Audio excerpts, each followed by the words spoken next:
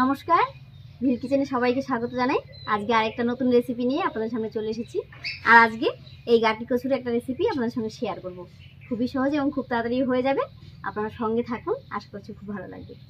প্রথমে কচুর মুখিগুলো ছুলে নিচ্ছি। তবে আমাদের এখানে এটাকে কিন্তু কচুর মুখি বলা হয়, অনেকে গাটি কচুও বলে।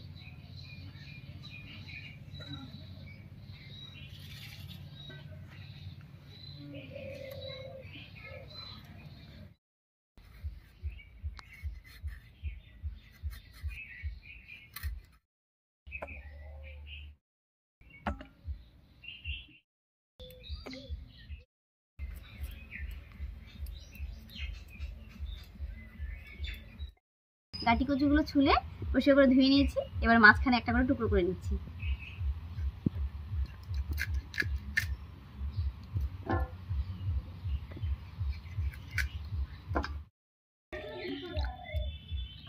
এবারে উনুনটা জ্বালিয়ে নেব।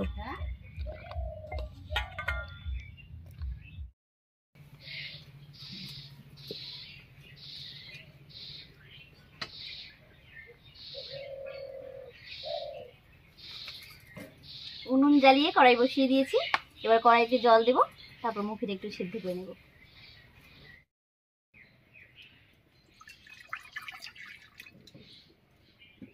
জলের মধ্যে সামান্য একটুখানি লবণ দিয়ে দিচ্ছি।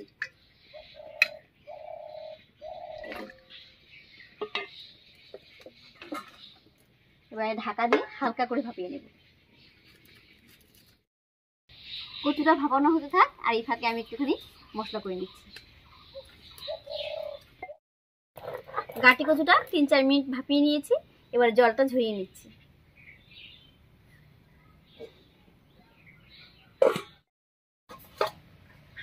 ভাপিয়ে রাখা কচুটা এবারে সব মশলা দিয়ে মেখে নিচ্ছি। প্রথমে দেব লবণ, দিয়ে দিচ্ছি পরিমাণ মতো হলুদ, একটুখানি লঙ্কার গুঁড়া, দিয়ে দিচ্ছি সামান্য একটুখানি জিরার গুঁড়া, দেবো একটুখানি আদা রসুন বাটা। শেষে 2 চামচ মতো বেসন দিয়ে খুব ভালো করে মেখে নেব। আর এই বেসনটা দেওয়ার কারণে সব মশলাগুলো কিন্তু কচুর গায়ে খুব ভালো করে লেগে থাকবে।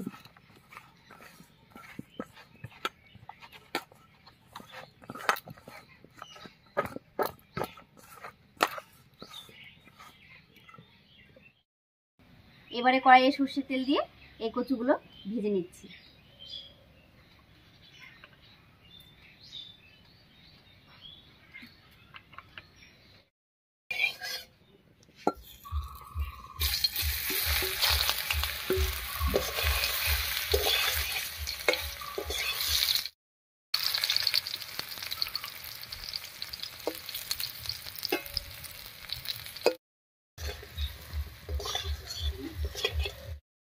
কচুগুলোকে বেশ লাল লাল করে ভেজে নিয়েছি। এবার নামিয়ে নিচ্ছি।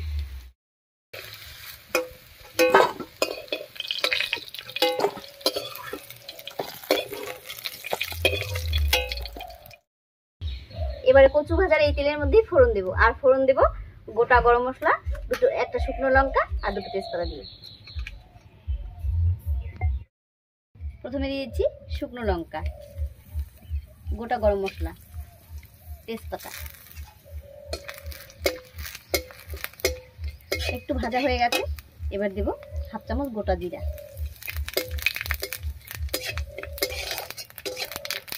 ফোড়নটা ভাজা হয়ে গেছে। এবারে দিয়ে দিচ্ছি বড় সাইজের একটা পেঁয়াজ কুচি।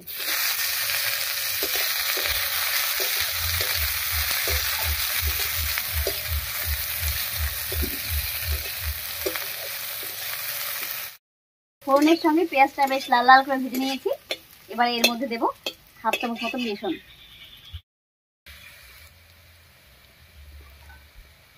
বেসনটা একটু তেলের মধ্যে ভাজা ভাজা করে নেব।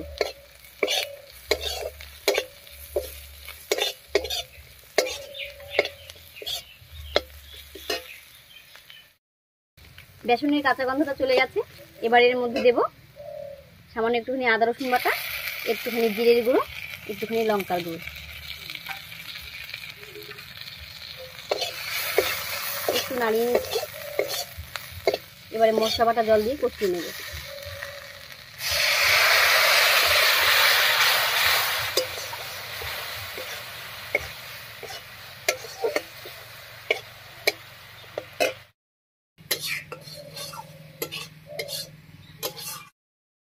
রসুনের সঙ্গে সব মশলাগুলো খুব ভালো করে কষে গেছে। এবারে স্বাদ মতো লবণ দেবো আর দেবো সামান্য একটুখানি হলুদ। লবণটা অল্প করে দিলাম কারণ কচুটা লবণ দিয়ে ভাজা আছে।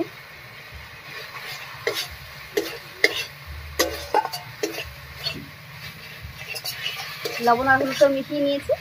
এবারে ঝোলের জন্য জল দিয়ে দেবো।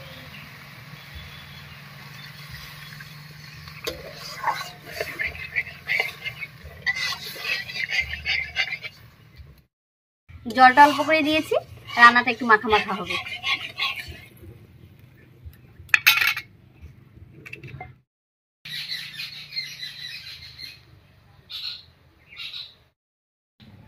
বলক উঠে গেছে, এবারে ভেজে রাখা কচুগুলো দিয়ে দিচ্ছি।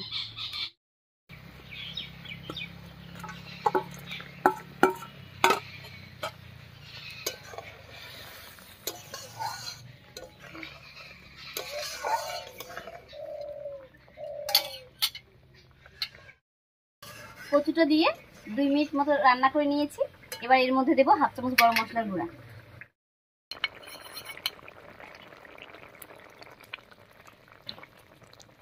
আর দেবো কয়েকটা গোটা কাঁচা লঙ্কা।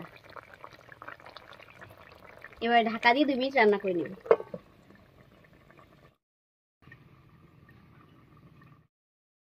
তবে যারা রান্নায় মিষ্টি খেতে পছন্দ করেন এই অবস্থায় 1/2 চামচ চিনিও দিতে পারেন, খেতে বেশ ভালোই লাগবে। তবে রান্নাটা না একেবারে মনে হবে যেন কষা মাংসের মতো। এটা কিন্তু মানে গাটি কচু যে বোঝাই যাবে না।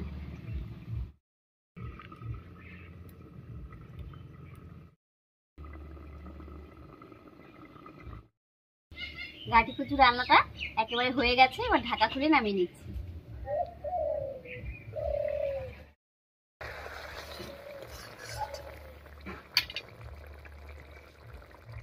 এটা এখন একটু ঝোলঝোল মনে হচ্ছে, তবে ঠান্ডা হলে কিন্তু আর অনেকটা জমে যাবে।